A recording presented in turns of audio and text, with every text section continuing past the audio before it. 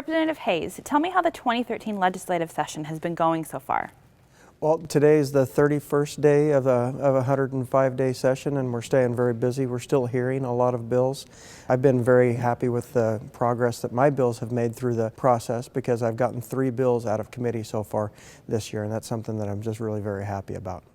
We're reaching the first cutoff point of this legislative session. What does this mean? Cutoff basically just means that no new bills will be able to be introduced that aren't directly related to the budget. They're called NTIB bills, necessary to implement the budget. I'm still working on getting a hearing for my Criminal Justice Training Center bill, and what this bill will do is take the financial burden of sending our peace officers, our police officers and deputy sheriffs to the academy. It'll take that burden off of our local governments and fully fund the mandate that all of our peace officers become fully certified to be a police officer.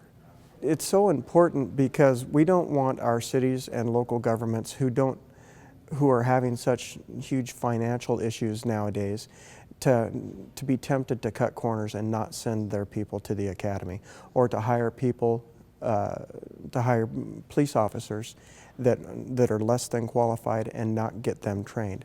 Standardized training across the state of Washington is very important for our police officers, and quite frankly for our society, when it comes down to how we respond to domestic violence issues, how we respond to racial issues. Mental health issues are also a huge thing.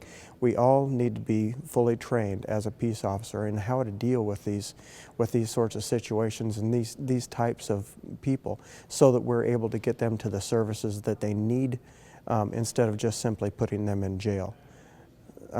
So that's just a few of the examples of why this bill is really so very important. Are there any bills you have sponsored that are making it through cutoff? The 3 bills that I've gotten through so far is the Gold Star license plate bill. This is something that I'm excited about because it just brings so much honor to so many of the veterans that live in my district, especially up in the Oak Harbor and Everett area.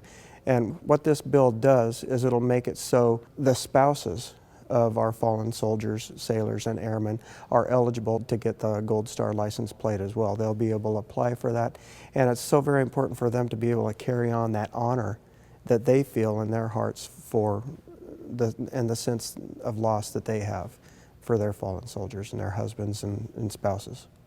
The second bill that I've gotten through committee so far is House Joint Memorial 4000, and that will rename the entire corridor of I-5 the Purple Heart Trail.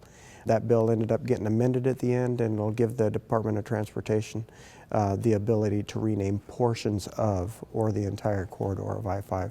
And this is so very important because I-5 is the lifeline through Washington State. It passes directly past Joint Base Lewis McChord, where so many of our warriors and servicemen work, that it definitely expands their sense of honor and reminds everybody traveling through the state of Washington about the sacrifices that our service members make.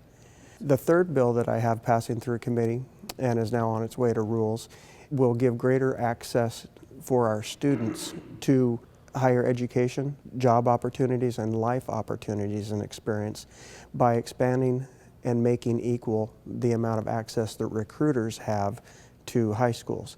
And I'm not talking just about our military recruiters. I'm talking about recruiters from AmeriCorps, Job Corps, Peace Corps. This bill will just make it so they have equal access to any other higher education recruiter or post-educational occupation recruiter as well.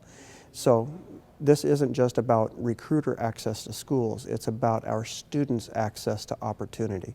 And in today's economy, we just need to make sure that our students have every bit of access and every bit of opportunity to get access to higher ed and job opportunities and life experience opportunities.